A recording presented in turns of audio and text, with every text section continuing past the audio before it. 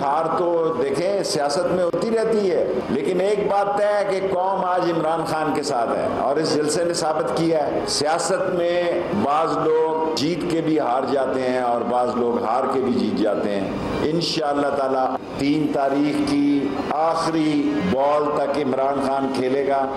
United opposition का तादाद अदम एतमाद जमा होते हुए पूरे थे। आज यूनाइटेड ऑपोजिशन का तादाद उससे भी ज़्यादा है।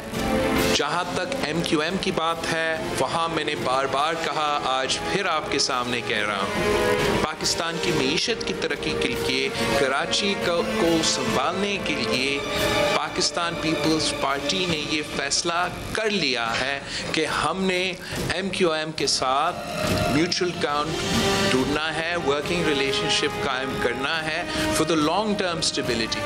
बाकी सियासत खेलना सबका काम है, उनकी थोड़ी सी तंग नजरी है।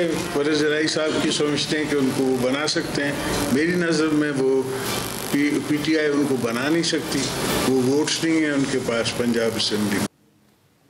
अस्सलाम वालेकुम नाज़रीन, एक्सपर्ट्स में मैं आपके साथ नबीला सिंधु। पैनल का हिस्सा होंगे आज अयाज खान साहब, आमिर इलियास राना साहब, फैसल हुसैन साहब, ब्रिगेडियर रिटायर्ड हारिस नवाज साहब और साथ हासिल रहेगा मोहम्मद इलियास साहब का। बात की जाएगी कि तहरीके अदम एतमाद का मामला हतमी मरहले में दाखिल हो गया है। सरप्राइज देरी का सिलसिला शुरू हो चुका है और नंबर गेम्स के लिए हुकूमत और अपोजिशन के दरमियान सख्त मुकाबला भी जारी है।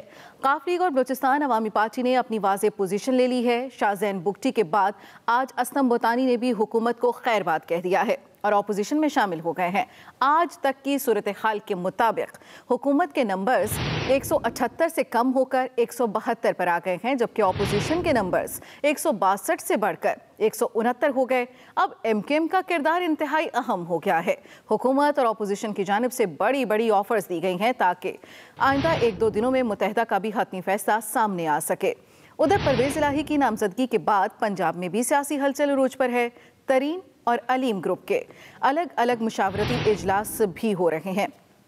आसिफ अली जरदारी का कहना है कि परवेज़ इलाही वज़ीर आला पंजाब नहीं बन सकते, जिसे अपोजिशन नामजद करेगी वही पंजाब का वज़ीर आला बनेगा। इसी मुनासबत से एक्सपर्ट्स के लिए पहला और बड़ा सवाल, तहरीके अदम एतमाद का आखिरी ओवर शुरू, नतीजा किसके हक में आएगा? फैसल हुसैन साहब आपसे आगाज़ करेंगे। मुझे ज़रूरत है तब मैंने उनकी इसमें तो कोई शक नहीं कि अगर MKM को इस वक्त जो है एक बादशाह घर की जो है वो हैसियत हासिल हो गई है। MKM के वोटर इस वक्त जो वोट हैं वो बड़े कलीदी किरदार अदा करेंगे। अगरचे अपोजिशन का दावा है और जो सामने भी किसी हद तक वो लेकर आए कि उन्होंने तहरीक इंसाफ के कई लोगों को तोड़ रखा है, लेकिन अगर वो MKM के वोट उनके हक में इस्तेमाल हो जाते हैं अपोजिशन के हक में, तो उनको ये जो तहरीक इंसाफ के जो वोट हैं वो इस्तेमाल करने की शायद ज़रूरत ना पड़े। लेकिन MKM और के मुज़ाकरात किससे कामयाब होंगे और कब तक नतीजा खेज होंगे, इस हवाले से 24 घंटे जो है वो बहुत ज़्यादा अहमियत के हामिल हैं।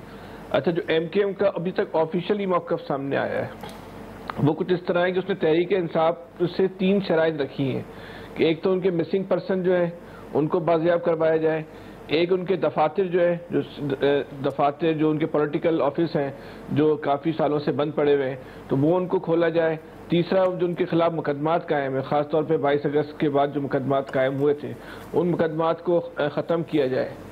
तो पाकिस्तान के जो सियासी हालात हैं उसमें तो बहरहाल तहरीक इंसाफ के लिए इन मुतालबात को पूरा करना जो है फौरी तौर पे किसी तौर पे जो है मुमकिन ही नहीं है।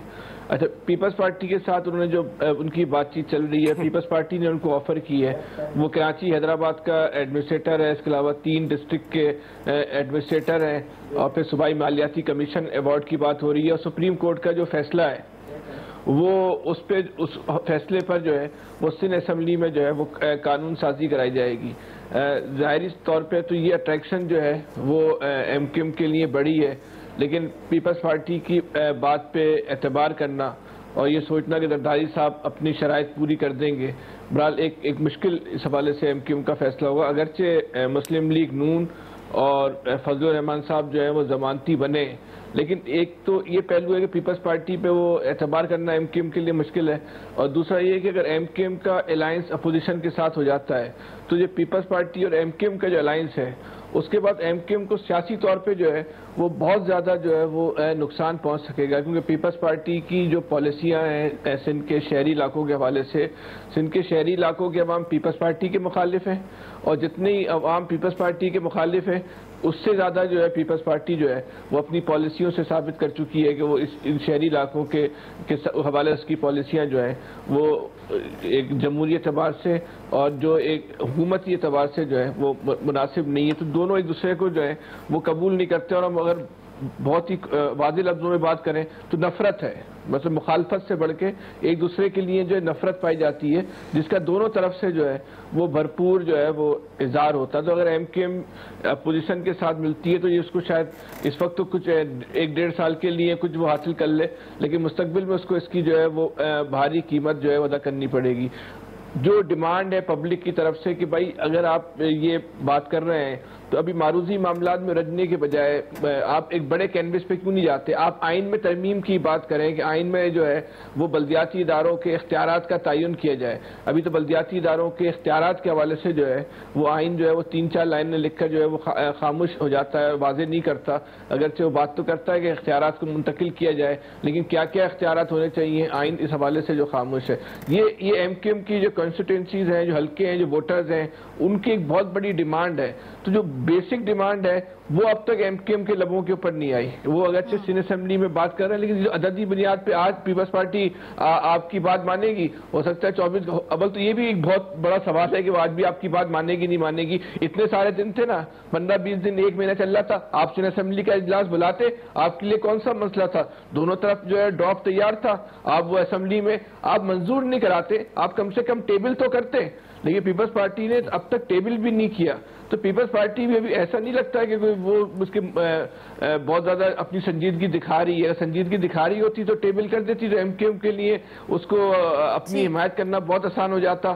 जो लॉलीपॉप वो पीपल्स पार्टी हमेशा से देती आई है, वही ऐसा लग रहा है कि वो लॉलीपॉप है, अगरचे अब की लॉलीपॉप में जो है वो मिठास की नौयत ज़्यादा है, लेकिन होगी लॉलीपॉप ही। ठीक है आमिर साहब, आप इस मौके पे क्या कहेंगे कि नतीजा किसके हक में आएगा, और साथ ही साथ हम अगर ये भी बात करें कि इस वक्त सारी गेम तहरीक अदम एतमाद को कामयाब या नाकाम बनाने पर लगी हुई है, अगर तहरीक अदम एतमाद नाकाम हो जाती है तो फिर सबसे ज़्यादा नुकसान किसका होगा?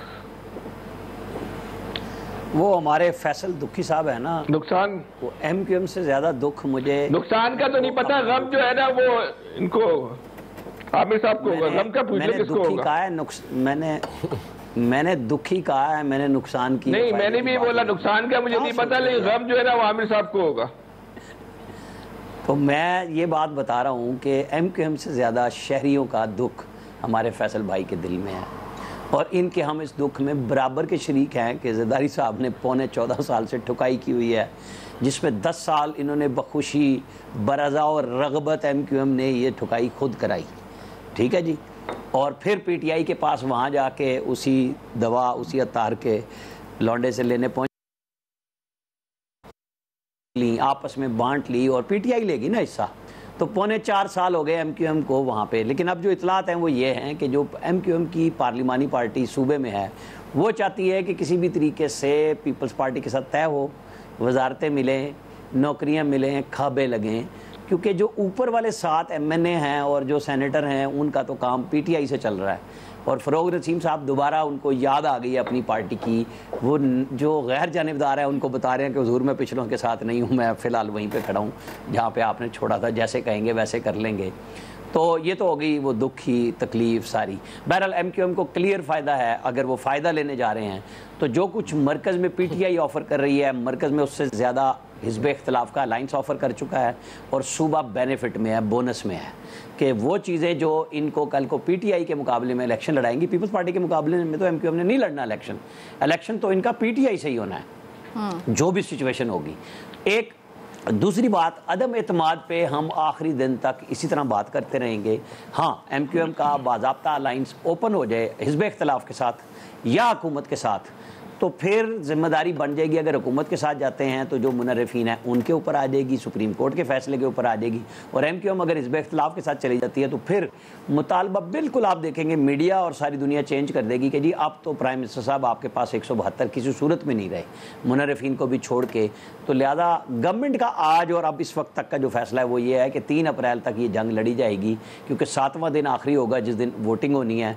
और जैसे अभी प्राइम मिनिस्टर ऑफिस से जो ज़राए से टिकर शेयर होकर हमारी स्क्रीन पे भी आए हैं कि जी BAP के अरकान ने वापसी का अलार्म बजा दिया है कि वो आना चाह रहे हैं। जिस तरह हिज़्ब इख्तिलाफ का अलायंस काफ लीग के अंदर फूट डलवाने की कल से बात कर रहा है, और कल भी मैंने यहीं पे इसी 7 बजे में बेशक एक्सपर्ट नहीं था लेकिन हमारी ट्रांसमिशन थी, मैंने कहा था कि मेरा बिल्कुल राब्ता है। चौधरी सालिक ने बिल्कुल वजाहत से कह दिया था कि हमारी फैमिली में कोई डिस्प्यूट नहीं है। और आज चौधरी शुजात का बयान भी आ चुका कि वो जो जिस तरह BAP में ये फूट डलवा रहे हैं इस तरह हिज़्ब इख्तिलाफ भी यही कह रही है। अच्छा, दूसरा ये था कि शायद जरदारी साहब चुके बिल्कुल पहले दिन से परवेज़ इलाही को ला रहे थे और वो कहीं नून लीग पे जिम्मेदारी डालेंगे, सुबह से ये कुछ खबरें प्लांट की गई थी मीडिया पे।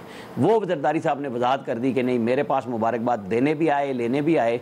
और उसके बाद चौधरी साहब ने पता नहीं क्या किया जिस पे बिलावल ने ज़ुबान पे इतबार पे खासा सख्त तबसरा भी कर दिया। बहरहाल ये चौधरी परवेज़ इलाही जाने, उनका काम जाने कि वो सूबे में किस तरह अपने आप को वज़ीर आला बनवाएंगे, क्योंकि उससे पहले उन्हें वज़ीर आज़म को बचाना है वज़ारत उज़्मा पे। ये बड़ी लड़ाई उन्होंने ज़िम्मे ली है। और जिस तरह असलम बोतानी ने आज प्रेस कॉन्फ्रेंस कर दी, ये काफ लीग के चौधरी चीमा साहब के साथ अलाइंस में थे कि मैं उनके साथ जाऊंगा, तो उन्होंने आज जरदारी साहब के साथ जाके हस्ब तवक्को वही अपोजिशन के साथ, यानी आज़ाद अरकान हुकूमत पे नहीं ट्रस्ट कर रहे वज़ीर आज़म पे, वज़ारत उज़्मा के वफाकी वज़ारत की ऑफ़र के बावजूद।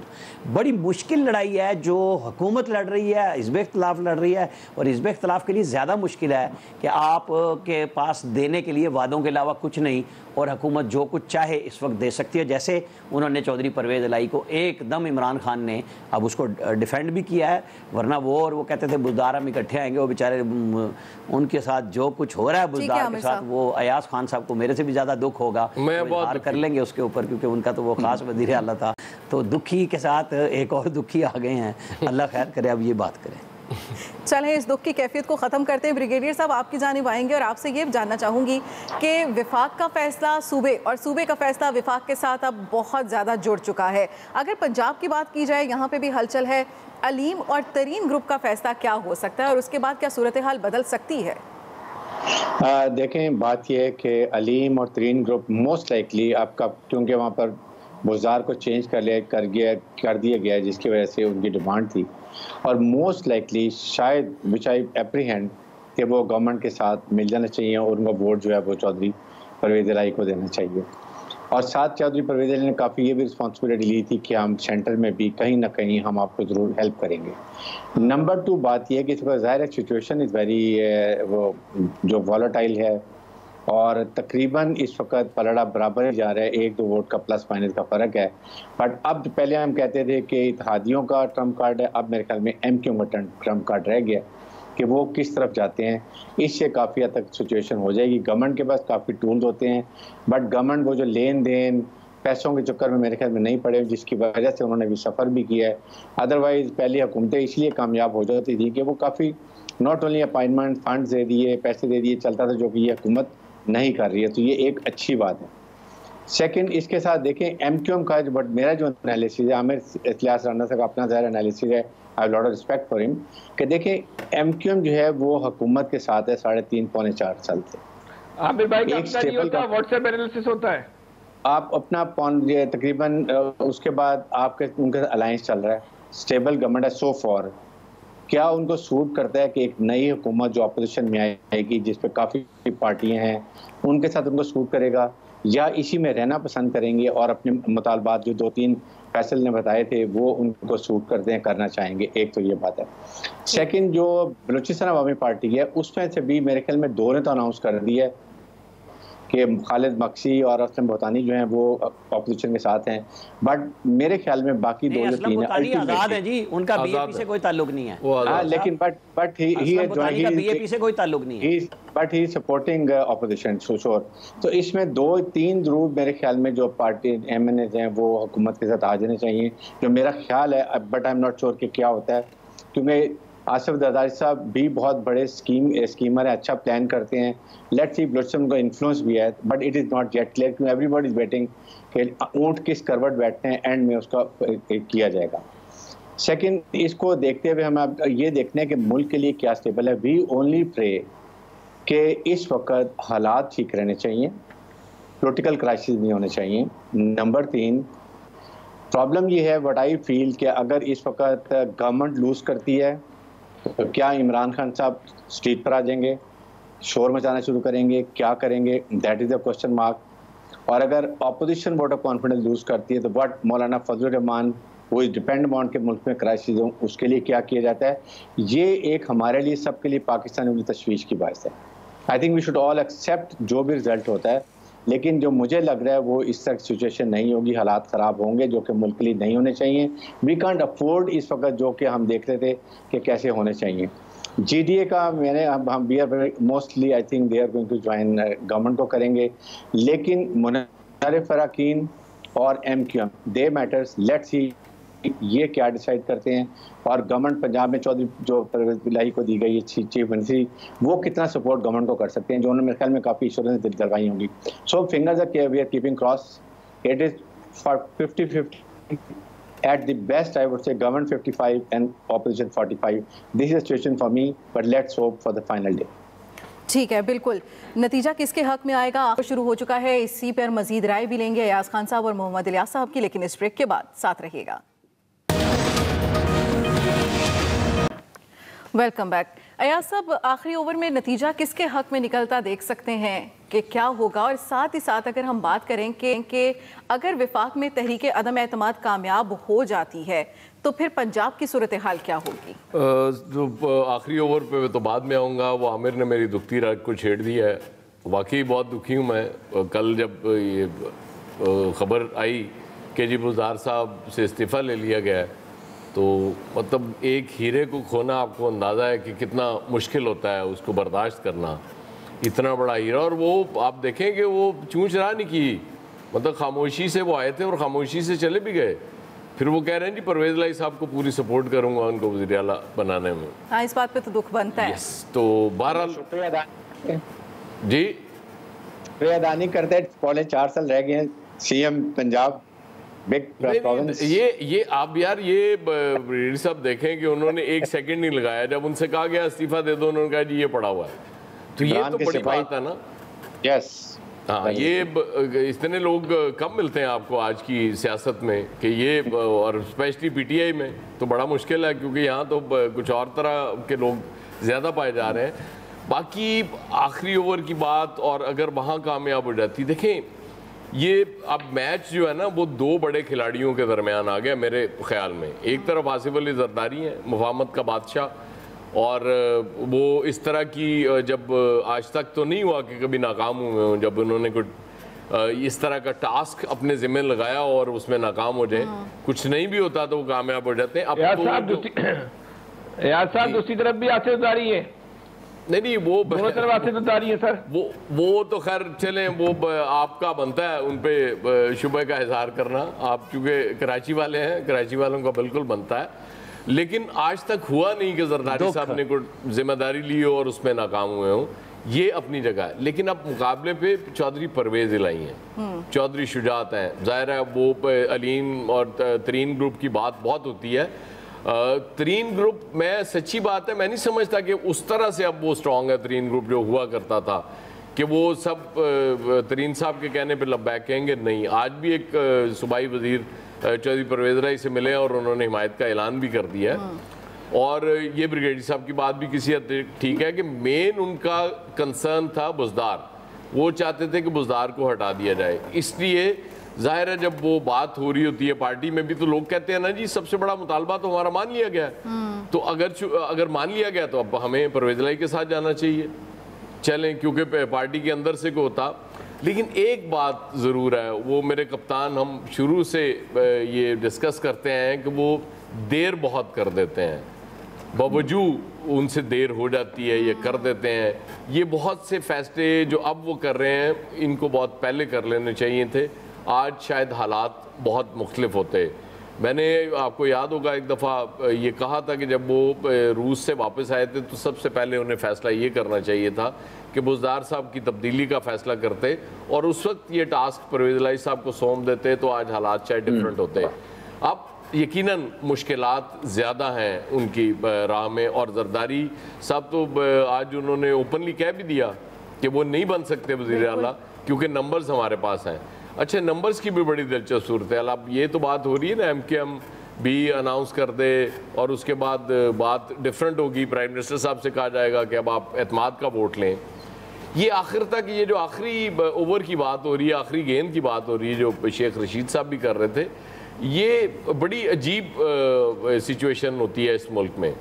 आज जो आपके साथ बैठे आपको यकीन नहीं करा रहे हैं कि जी हम अदम एतमाद में आपके साथ हैं, क्या पता कल उसमें से कितने वहाँ पहुँच पाते हैं, कुछ नहीं पहुँचते कि जी बस ठीक है, किसी को तबीयत ख़राब हो सकती है, कुछ और मसाइल हो सकते हैं, तो इसलिए अभी कुछ भी नहीं कहा जा सकता। हाँ, नंबर गेम में ऑपोजिशन बहुत आगे नज़र आ रही है इस वक्त, गवर्नमेंट बिल्कुल बैकफुट पे है। गवर्नमेंट के पास चूँकि उनके अभी तो मुनहरफ हम काउंट ही नहीं कर रहे ना, अगर हम उनको काउंट कर लें तो फिर तो पल्ले कुछ नहीं रह गया हुआ गवर्नमेंट के।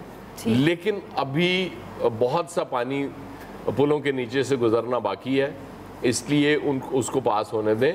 और वाकई अगर अदम एतमाद कामयाब हो गई तो फिर परवेज़ साहब के लिए मुश्किल होगा पंजाब में वज़ारत आला लेना, इसलिए सबसे ज़्यादा ज़ोर वो इस पर लगाएंगे कि ये अदम एतमाद नाकाम हो जाए, फिर बहुत आसानी से वो यहाँ पंजाब में वज़ीर आला बन रहे होंगे। बस मैं इससे ज़्यादा और क्या कहूँ कि मैं दुखी हूँ बहुत बुज़दार साहब के। चलें, हम आपको पूरा टाइम देते हैं। इलियास साहब, आपकी जानिब आते हैं, जिस तरह से इसकी बात हो रही है वज़ारत आला की, जरदारी साहब के साथ अपोजिशन के साथ भी तो तमाम तर मामला जो थे वो काफ़ी के तय हो गए थे, फिर आखिर ऐसा क्या हुआ कि दूसरी जानिब से जाकर ये वज़ारत आला ले ली गई, और जरदारी साहब इतने कॉन्फिडेंट क्यों हैं इस सारी सूरत हाल में? देखिए जी, जरदारी साहब ने पहले उनको नामजद किया था और बल्कि सपोर्ट की थी कि जी आप हमारे वज़ीर आला हैं, तो उनके साथ तो रात मुलाकात हुई थी और उसके बाद ये ऐलान किया जा रहा था कि ये अपोजिशन की, उससे पहले मुस्लिम लीग नून की जानिब से मुलाकात हुई थी, तो भरपूर तरीके से मुस्लिम लीग नून भी यही कह रही थी कि जी हमारे वज़ीर आला हैं और हमारे मामला तय पा गए हैं, तो गवर्नमेंट को चाहिए। तो उसके बाद जब प्राइम मिनिस्टर साहब के साथ मुलाकात हुई है तो उधर जाके ऐलान किया, प्राइम मिनिस्टर साहब ने ऑफ़र की, और ज़ाहिर है जहाँ बेहतर अंदाज देखते हैं कि जहाँ बेहतर एक टाइम और बेहतर अंदाज से वो काम कर सकते थे, तो वो ज़ाहिर है कि PTI की गवर्नमेंट के साथ उनका इत्तेहाद भी रहा और बड़ा यानी कि उन्होंने गवर्नमेंट को सपोर्ट भी किया, और वो अगर टाइम भी मिलता है और उधर उनको भरपूर तरीके से काम करने दिया जाता है तो ज़ाहिर है वो इस सूरत हाल को देखना था, और इस बारे में उन्होंने पहले भी गवर्नमेंट के साथ ही सपोर्ट करने का ऐलान किया था। तो फिर वो जब भी उन्होंने मुलाकातें हुई उनके साथ दूसरे अपोजिशन के साथ, तो उन्होंने एलामिया में जो जारी किया या गवर्नमेंट के साथ हुआ, तो उसमें उन्होंने कहा था कि जो मुल्क के लिए बेहतर होगा उसके साथ ही हम उस अंदाज से काम करेंगे। तो ज़ाहिर है उन्होंने उसको देखते हुए किया है, तमाम जो सूरत हाल है तो उसके साथ किया है। तो पंजाब में जो गवर्नमेंट है वो उनके लिए बहुत यानी कि वो कहते हैं कि हमारे लिए नंबर गेम बड़ी आसान बात है, क्योंकि PTI के 183 अरकान हैं, बाकी ये मिला के इत्तेहादी और आज़ाद मिला के 199 हो जाते हैं। तो इनमें से अगर 20 के करीब जैसे कह रहे हैं कि तरीन ग्रुप की जानिब से उनके एक नुमाइंदा भी मिले हैं, तो उन्होंने भरपूर सपोर्ट का इजहार किया है कि जी हम सपोर्ट करेंगे आपको। बाकी हतमी जो फ़ैसला आता है उसके बाद अगर अलीम खान की साहब की बात की जाती तो उनके पास जो कह रहे हैं कि नंबर गेम वो इतनी ज़्यादा नहीं दिखाई दे रहे, तो इसके फ्लोर क्रॉसिंग की भी इजाज़त नहीं होगी।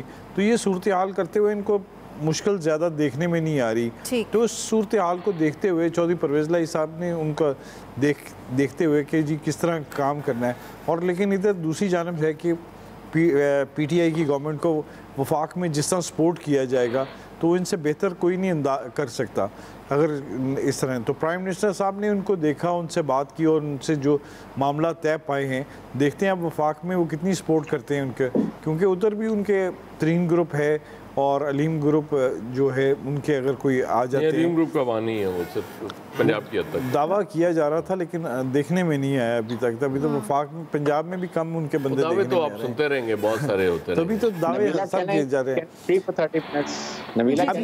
अभी जिस तरह जरदारी साहब की ऐलान किया, जरदारी साहब ने भी अभी अपना जो खदशात जाहिर किए कि जी नंबर गेम हमारे पास पूरे हैं और इस तरह उन्होंने यानी कि अपना एक बात छोड़ दी है कि जी नंबर गेम पंजाब में भी हमारे पास हैं जिस तरह वफाक में है। अब देख लें उनके नंबर गेम में बड़ा डिफरेंस जो है फेडरल गवर्नमेंट से कम रह गया। अब एमक्यूएम के जब तक सपोर्ट हासिल नहीं की जाती तो गवर्नमेंट उसी तरफ ख़तरे में रहेगी। उस टाइम ज़्यादा नंबर गेम पूरा करने में बड़ा मसला होगा। तो पंजाब में 186 पूरे करने, तो 186 नंबर पूरे करना बड़ा ज़रूरी है पंजाब में भी। तो इसके लिए इनको बड़ी तगदो करनी पड़ेगी, चौधरी साहब को एफर्ट करनी पड़ेगी। ब्रिगेडियर साहब क्या कहना चाहेंगे? आई जस्ट वांटेड टू से कि देखें काफ लीग और चौधरी परवेज अली बड़े मंजे हुए पॉलिटिशियन थे, नंबर 1। नंबर 2 एमक्यूएम उनके पीछे चल रही थी। नंबर 3 वो क्या किसी हारने वाले घोड़े के ऊपर बैट लगाएंगे इस वॉलेटाइल सिचुएशन में, जिसमें उनको पता है कि अगर सेंटर में गए लूज किया तो मींस पंजाब भी चला गया। तो मेरे ख्याल में उन्होंने बड़ी कैलकुलेशंस की होंगी। अब लेट्स से उनकी कैलकुलेशन कितनी कामयाब होती है या ये इसमें मार खा जाते हैं। और राना सनाउल्लाह साहब ने आज कहा है कि पहली बार ये हुआ है कि जो साहब ने कमिटमेंट ऑनर नहीं की। तो राना साहब को याद होना चाहिए कि उनकी पार्टी ने 2 दफ़ा उनसे कमिटमेंट ऑनर नहीं की थी, तो एक दफ़ा उधर से भी हो गया, अभी भी एक दफ़ा हो रहता है। वो मोना सलाई को ब्लेम कर रहे हैं। हाँ जी, ये एक बात देखो, ये शिकवा एमकेएम वालों ने, ये शिकवा एमकेएम ने भी किया। उनका कहना ये था कि ये इत्तेहादियों में ये बात तय हो गई थी कि जो भी फैसला करेंगे मुश्तरका करेंगे और इस मुश्तरका फैसले का मुश्तरका ऐलान किया जाएगा। ये एमकेएम ने भी शिकवा किया। उनका कहना है कि हमें टीवी से मालूम चला है कि हमें जो है वो परवेज इलाही साहब ने जो है वो हमारे साथ हाथ कर दिया है। तो एमकेएम भी इस बात पे काफी उनसे जो है ना खफा है। मतलब हम इतने अरसे तक जो भी बात होती रही ये कहते रहे कि हम मुश्तरका एक असेंबली बना रहे हैं। हालांकि एमकेएम को ये खबर रेडियो पे सुननी चाहिए थी। वो लाइन कट गई होगी ना। अयाज खान साहब ब्रेक लेंगे, बात करेंगे कि जो धमकी आमेज खत आया है वो हुकूमत पार्लियामेंट में लाने से गुरेजा क्यों है। साथ रहिएगा। वज़ीर-ए-आज़म तैयार हैं ये मुरासला जो है ये चीफ जस्टिस सुप्रीम कोर्ट के सामने रखने के लिए। उसमें 2 टोक अल्फाज के अंदर ये भी लिखा जा रहा है कि अगर अदम एतमाद की तहरीक कामयाब नहीं होती, अगर इमरान खान वज़ीर-ए-आज़म रहते हैं तो खौफनाक इसके नताइज आ सकते हैं। जिन चीज़ों का इजहार किया गया है वो उसमें बराह रास्त पाकिस्तान की खारजा पॉलिसी का जिक्र हो रहा है। अब इसके अंदर किरदार कौन कौन है उसमें एक के ऊपर तो कोई शक ही नहीं है और वो नवाज शरीफ है। दूसरी बात यह है देखिए कि पाकिस्तान की हिस्ट्री में कोई पहली बार ये नहीं है। 1951 में लियाकत अली खान को शहीद किया गया, जिस तरह जुल्फ़िकार अली भुट्टो जो है उनको फांसी लगे, और उसके बाद फिर 88 में आपके सामने जब अफगानिस्तान की सूरत पट्टी तो जनरल ज़िया-उल हक का त्यारा जो है वो हवा में फट गया। इस वक्त पाकिस्तान का एक ऐसा लीडर है जो पाकिस्तान के अवाम के साथ जुड़ा हुआ है। उन नताइज से आगाह किया गया है कि आपकी जो सियासत है वो आपको किधर लेके जाएगी।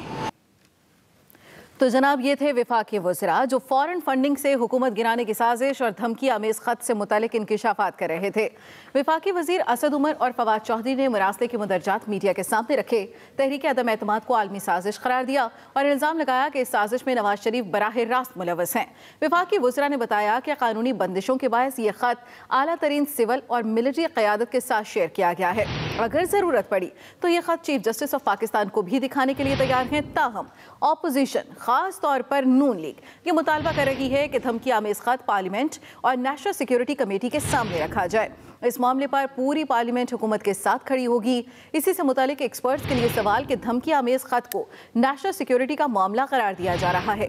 अगर कौमी सलामती का मसला है तो हुकूमत इसे पार्लियामेंट और नेशनल सिक्योरिटी कमेटी में ले जाने के लिए गुरेजा क्यों है। ब्रिगेडियर साहब आपसे आगाज करेंगे।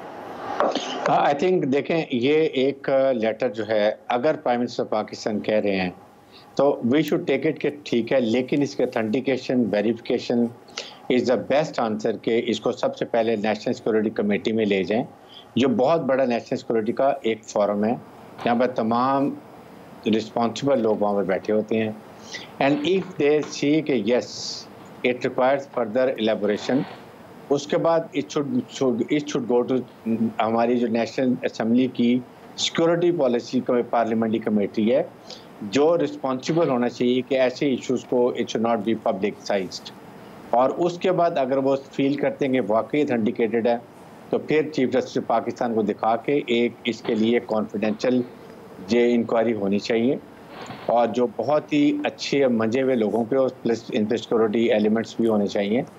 और उसके बाद जो भी, आई डोंट नेम एनीवन, मुझे नहीं पता कि कौन है इसमें, चाहे अस्करी का कोई हो, ब्यूरोक्रेट हो और पॉलिटिकल लीडर हो, anyone who is involve, I think उनको एक ऐसी सजा मिलनी चाहिए एग्जाम्पली अंडर पाकिस्तान आर्मी एक्ट और नेशनल सिक्योरिटी एक्ट के तहत, ताकि आइंदा के लिए कोई ऐसी जुर्रत ना कर सके कि ऐसे इशू के ऊपर कोई किसी के साथ फॉरेन एलिमेंट मिल सके, and it should act as a deterrence for everyone.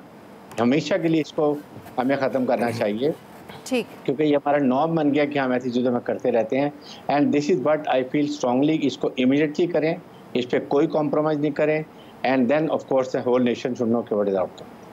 ठीक है अयाज साहब, ये मामला पार्लियामेंट में हल नहीं होना चाहिए, पार्लियामेंट के सामने ये बात रखनी चाहिए, जबकि पार्लियामेंटियन भी आपसे कह रहे हैं कि वो आपके साथ खड़े होंगे। नहीं, आज दो चीज़ें इंपॉर्टेंट थी जो मीडिया टॉक की दोनों वज़रा ने, जैसे फवाद जो हवाले दे रहे थे वो तो ज़ाहिर है अमेरिका की तरफ इशारा जा रहा है, मुझे नहीं पता, ज़ाहिर है मैंने वो ख़त नहीं देखा, ना ही मुझे उसके मंदरजात का पता है, वो मरासला उसे कह रहे हैं, ख़त भी नहीं कह रहे। और दूसरा ये वो कहते हैं कि टॉप लीडरशिप जो है सिविलियन और मिलिट्री उसके इल्म में है। अब मुझे नहीं समझ आ रही कि अगर उसके इल्म में है तो फिर बात यहाँ तक क्यों पहुँची कि चीफ जस्टिस तक जाना पड़ा।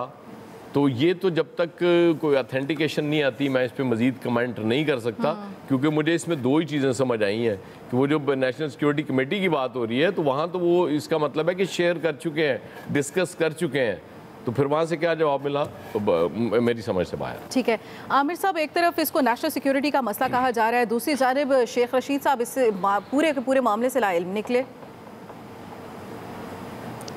एक तरफ ब्रिगेडियर साहब की इंतहाई संजीदा गुफ्तगू है और दूसरी तरफ फवाद चौधरी साहब की गुफ्तगू है जिसके ऊपर मीम्स आके बन रहे हैं। भाई आप तो एब्सोल्युटली नॉट वाली हुकूमत हैं और आप गिर गए गुजरात के चौधरियों के पास वज़ारत आला देने के लिए। आपको तो चाहिए नहीं थी हुकूमत किसी कीमत पे कि अगर आप कंप्रोमाइज़ करें, आप तो कंप्रोमाइज़ पे कंप्रोमाइज़ कर रहे हैं। आपकी किस बात के बारे में सवाल है भाई के मंदरजात से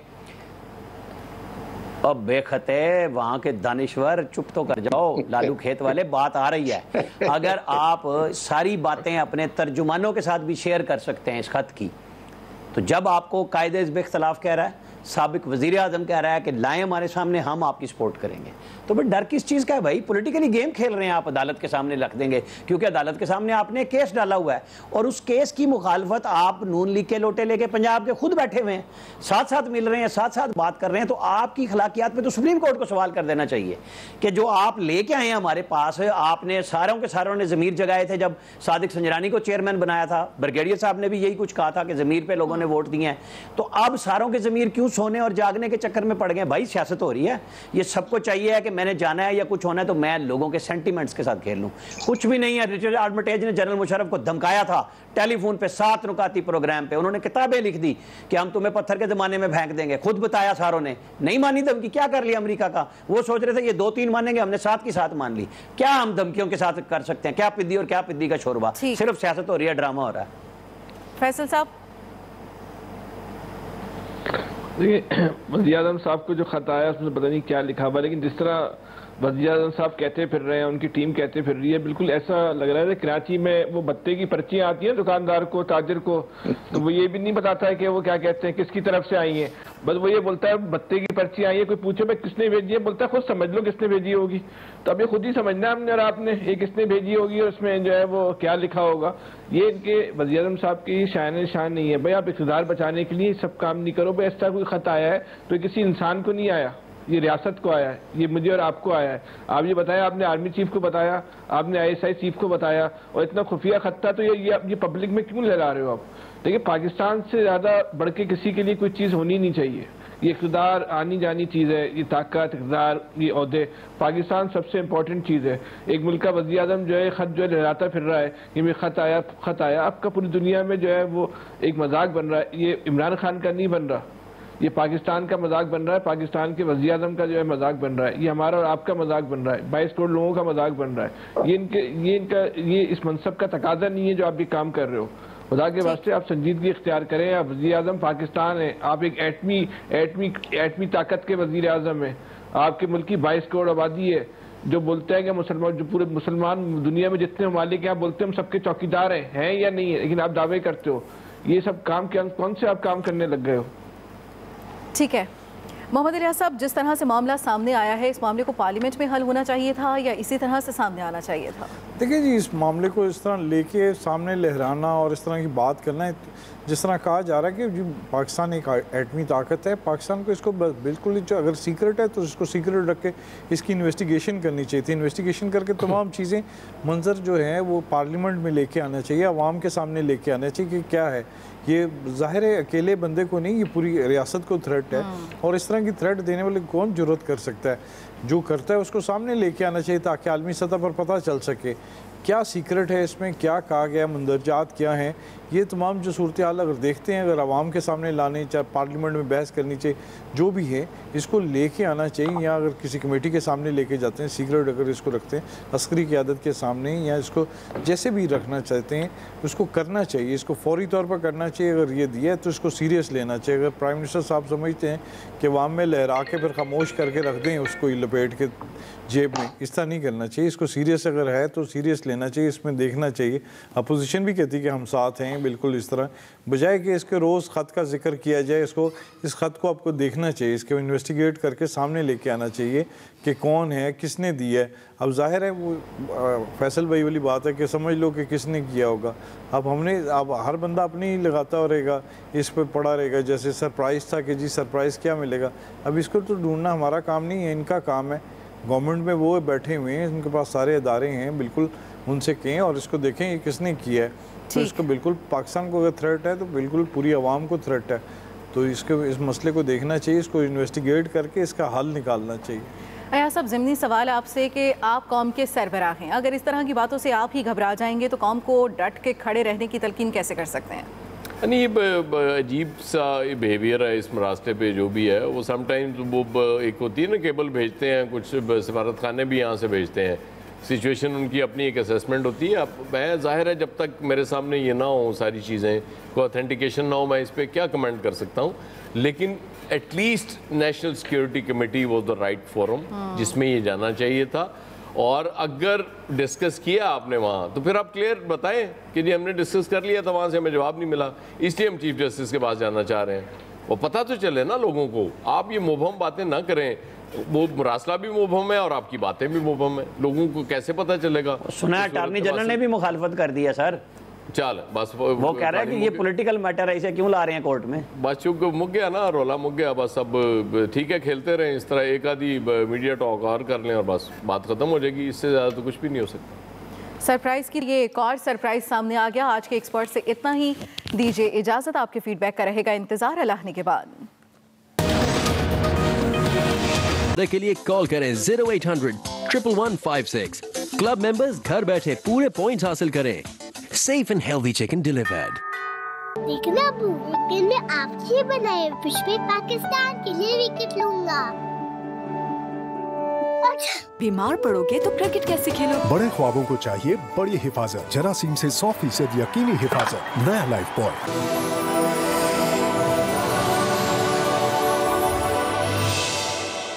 रावी एक्सचेंज लाई बड़ी जीत। बैरून मुल्क अपने प्यारों से रकूम मंगवाएं ताकि आप जीत पाएं बेश कीमती इनामात।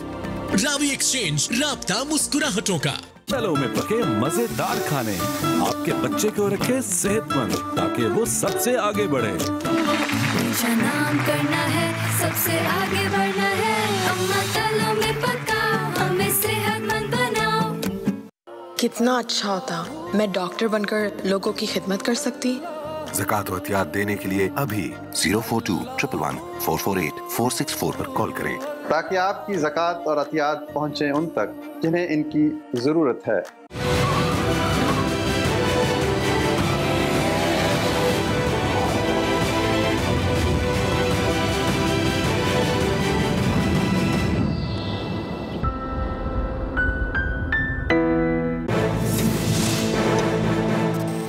यूनियन कॉम्प्लेक्स लाहौर LDA से मंजूर शुदा स्टूडियो 1, 2, 3 और 4 bedroom apartments main Ferozepur road और लाहौर रिंग रोड के संगम पर वाक़े।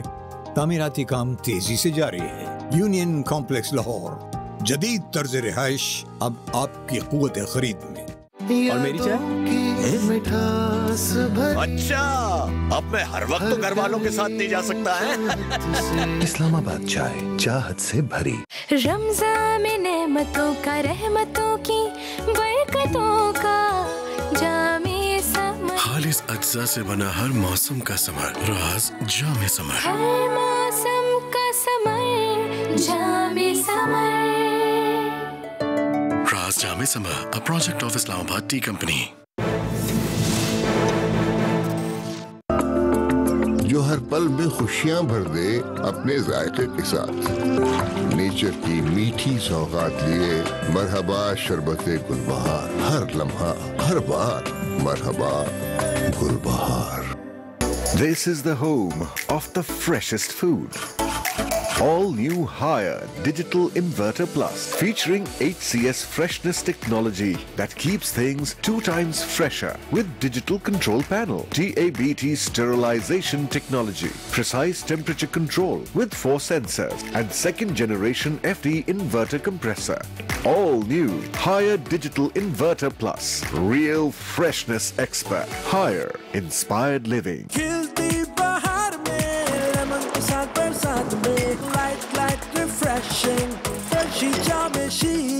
सब पीते हैं। Parle 24 carat gold gleam cream bleach, जो आपके नापसंदीदा बालों को ब्लीच करे। पाकिस्तान की पहली 24 कैरेट क्रीम ब्लीच, जो मेलानिन को कम करे और रंगत निखारे।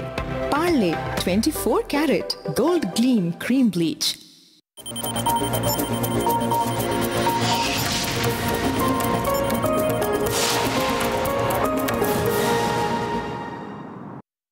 एक्सप्रेस न्यूज हेडलाइंस को आप तक पहुंचाने के लिए हमारे साथ ताउन किया है। दाग लेफ्ट पे था ना? राइट से राइट कर दिया। राइट सब राइट कर देगा।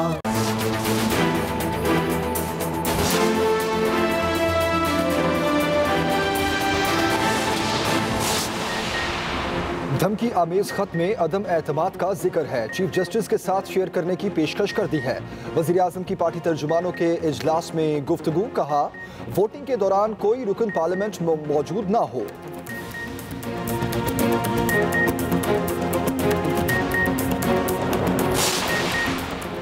धमकी आमेज खत पार्लियामेंट और नेशनल सिक्योरिटी कमेटी में पेश किया जाए। मुस्लिम लीग नून का मुतालबा। शाहिद खाकान अब्बासी कहते हैं खत वजीरों और जजेस को दिखाया जा सकता है तो पार्लियामेंट में क्यों नहीं लाया जा सकता।